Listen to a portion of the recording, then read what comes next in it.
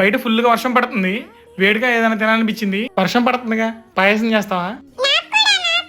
ఏంటి, నీకు పాయసం కావాలా?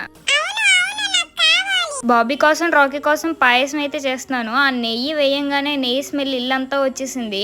ఆ స్మెల్ రాగానే రాకీ నా చుట్టూరే తిరుగుతున్నాడు చూడండి.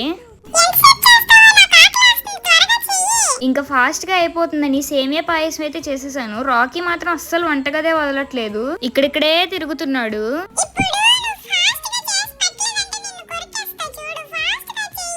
ఇంకా ఫాస్ట్గా చేసేసి ఒక బౌల్లోకి వేసేసి బాబీకి అయితే తీసుకెళ్ళి ఇచ్చేసాను. బాగుందని చెప్పాడు. తర్వాత మన సార్ గారికి కూడా పెట్టాను.